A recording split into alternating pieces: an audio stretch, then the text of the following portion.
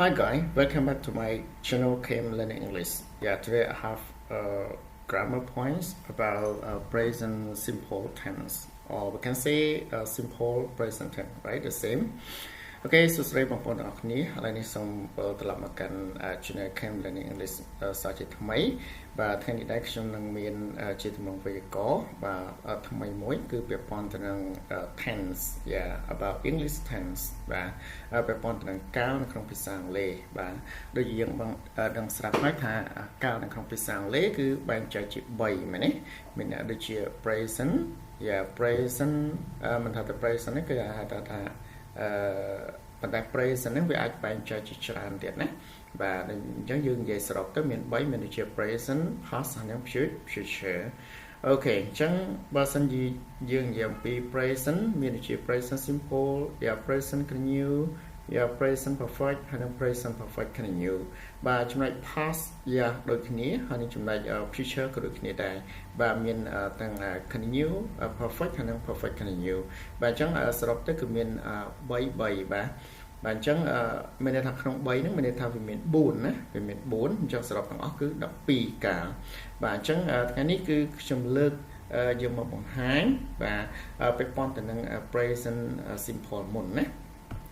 ចឹងនៅពេលយើងរៀនទំនងការណាមួយយើងត្រូវច្បាស់អំពីការប្រើប្រាស់របស់វាបាទទី1យើងត្រូវដឹងថាតើយើងកំពុងតែរៀនហ្នឹងគឺរៀនអំពីអីបាទដូចជាថ្ងៃនេះគឺយើងរៀនអំពី present simple បាទ present simple អញ្ចឹងយើងដឹងបាទ present simple ទី1គឺយើងដឹងអំពី form របស់វាបាទទម្រង់ទាំង positive ទាំង question ទាំង negative វាមានទម្រង់បែបណាបាទបន្តមកទៀតយើងត្រូវដឹងអំពី spelling rules yes ច្បាប់នៃការបន្ថែមរបស់វាតើយើងអាចបង្កើតជាទម្រង់ present simple ដោយផ្អែកទៅលើទម្រង់ទាំង3ហ្នឹងវាមានលក្ខណៈបូកជាមួយខ្លះឬក៏មានការបន្ថែមជាមួយនឹងកាស័ព្ទហ្នឹងបែបណាបាទអញ្ចឹងបន្តមកទៀតគឺយើងនិយាយអំពី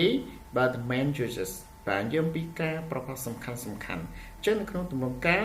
វាសំខាន់ណាស់ដែលយើងត្រូវតែដឹងឬក៏ស្គាល់ឲ្យច្បាស់ថា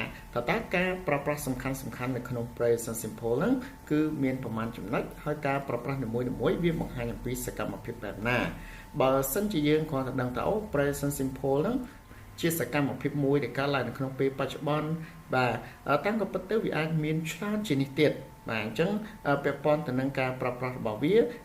បើសិនជាមាន2 3ឬក៏4ឬក៏មានប្រមាណយើងត្រូវចាំអំពីការប្រើប្រាស់ទាំងអស់ហ្នឹងណាដើម្បីឲ្យមេរៀនរបស់យើងនៅក្នុងមួយចំណុចហ្នឹងគឺឲ្យវាមានលក្ខណៈច្បាស់លាស់Okay, now don't waste the time. Let's start. Yeah, for the simple present tense, or we can say, yeah, present simple. បាទអញ្ចឹងចំពោះការបកប្រែយើងអាចបកប្រែថាបច្ចុប្បន្នកាលធម្មតាណា Okay, now let's start from number 1. Yeah, the three forms of present simple. ទម្រង់ទាំង3នៃបច្ចុប្បន្នកាលធម្មតា Okay អញ្ចឹងយើងមើលចំណុច A នេះគឺយើងនិយាយអំពី positive form yeah positive form ហ្នឹងគឺប្រែថាទម្រង់ស្របបាទទម្រង់ស្របមានរូបមន្ត subject plus verb 1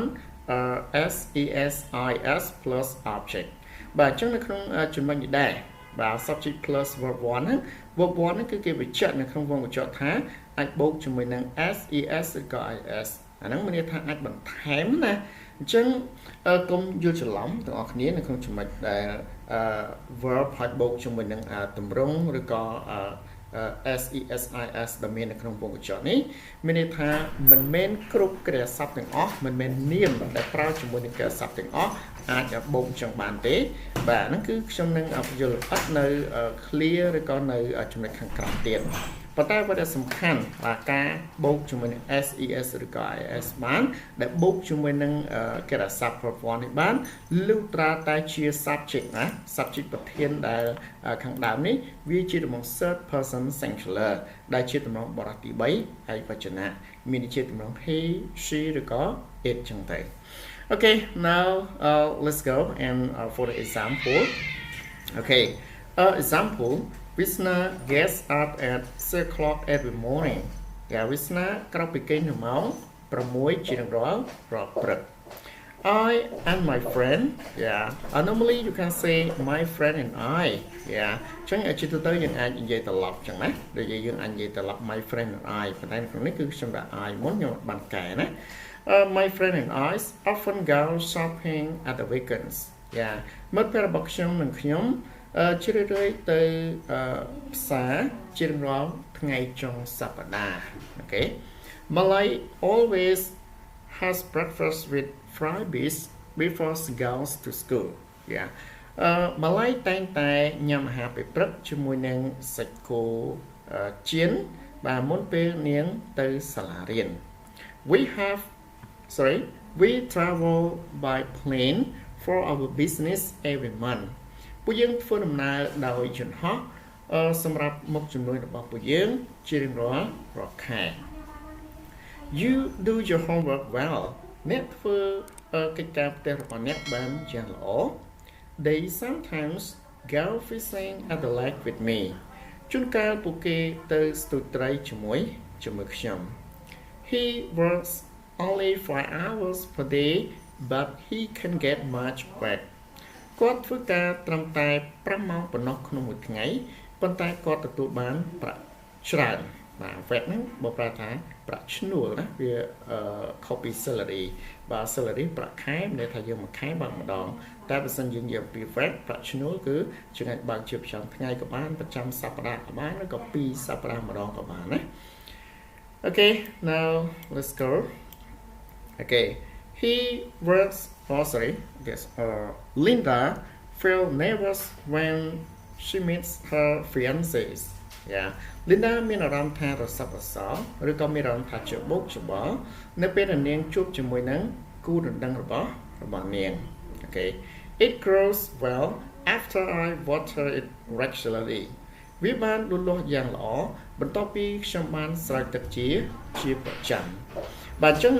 ចំពោះការបញ្យល់នៅចំណុចខាងលើទាំងអស់នេះបាទវាស្ថិតនៅក្នុង positive form ណានៅក្នុងទម្រង់ស្របបាទ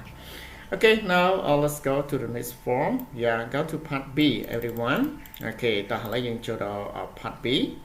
Okay negative form ប្រែថាទម្រង់បដិសេធ yeah subject plus done or doesn't plus verb 1 plus object បាទអញ្ចឹងរាល់ទម្រង់ឬក៏ការបដិសេធនៅក្នុង present simple យើងយក done ឬក៏ doesn't យកមកបដិសេធដែលយើងអាចទៅសេជាទម្រង់វែងបាទជាទម្រង់ do not ឬក៏ does not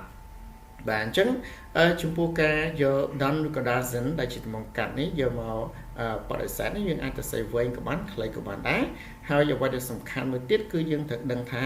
តើ done ឬក៏ doesn't នេះយើងប្រើជាមួយស្អីខ្លះណាប្រើជាមួយនឹង noun ឬក៏ pronoun អីខ្លះអញ្ចឹងបើសិនយើងនិយាយអំពី pronoun សព្វនាមវាងាយស្រួលទេមែនទេបើសិនជាយើងប្រើ done បាទ for example បើសិនយើងប្រើ done ប្រើជាមួយខ្លះទៅ pronoun ដូចជា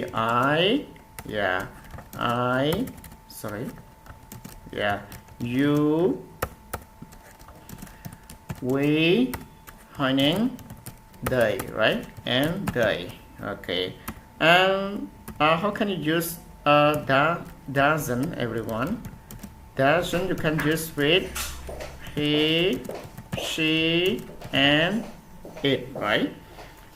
okay now let's go yeah to make a negative sentence in English we normally use done or doesn't with all verbs yeah except to be yeah to be mean am is are and modal verbs can could may might should should will would and must okay ដើម្បីបង្កើតណាជាស្រេចដើម្បីបង្កើតបានជាប្រយោគបដិសេធនៅក្នុងភាសាអង់គ្លេសជាធម្មតាយើងប្រើ done ឬក៏ doesn't ជាមួយនឹងរាល់គ្រប់គ្រាសព្ទទាំងអស់លើកលែងតែគ្រាសព្ទ2ប្រភេទទេបាទលើកលែងណាគឺទី1គឺគ្រាសព្ទ to be ទី2គឺ modal verb បាទលើកលែង2គ្រាសព្ទ2ប្រភេទហ្នឹងយើងអាចប្រើ done ឬក៏ doesn't ទេបើសិនជាមានគ្រាសព្ទ2ប្រភេទនេះគ្រាសព្ទ to be បាទ to be គឺយើងសំដៅទៅលើ to be present ពីព្រោះថាយើងប្រើនៅក្នុង present simple មែនទេ ចឹងកាលណាយើងយកពី to be present គឺមាន am is ហើយនឹង are ហើយចំពោះ modal verb វិញបាទ modal verb គឺមានចំនួន9នៅក្នុងហ្នឹងណាមានដូចជា can could may might should should will would ហើយនឹង must បាទចឹងចំពោះកាស័ព្ទពីរប្រភេទនេះនៅពេលដែលយើងប្រើនៅក្នុងទម្រង់ present simple បាទយើងហាមបដិសេធដោយប្រើ done ឬក៏ doesn't មានន័យថាយើងគ្រាន់តែបន្ថែម not មកបានជាទម្រង់បដិសេធហើយដូចជា I am ចឹងបដិសេធ I am not ឃើញទេចឹងគឺហាមប្រើ I don't am not អីគឺអត់ត្រឹមត្រូវទេបាទចំពោះកាស័ព្ទ modal verb បាទមានតែ9ហ្នឹងបាទដូចជា can I can ហាមប្រើ I គេ I don't can ណាអត់អាចប្រើចឹងបានទេគឺយើងគ្រាន់បន្ថែម not ដូចកាស័ព្ទ to be ដែរចឹងយើងអាចនិយាយថា I cannot ណាដែលជាទម្រង់វែងឬក៏ I can't អូខេចឹងយើងអាចប្រើប៉ុណ្ណឹងបានOkay, now let's go to the example. I don't speak Chinese very well. ខ្ញុំមិនចេះនិយាយភាសាចិនបានល្អទេឬក៏ខ្ញុំមិនអាចនិយាយភាសាចិនបានល្អទេ You don't know the answer to this quiz. អ្នកមិនដឹងចម្លើយទៅ quiz នោះទេឬក៏ទៅសំណួរនោះទេ We don't understand what you mean. ពួកយើងមិនយល់នៅអ្វីដែលអ្នកមានន័យទេ They don't take care enough to their children ពួកគេមិនបានយកចិត្តទុកដាក់ល្មមគ្រប់គ្រាន់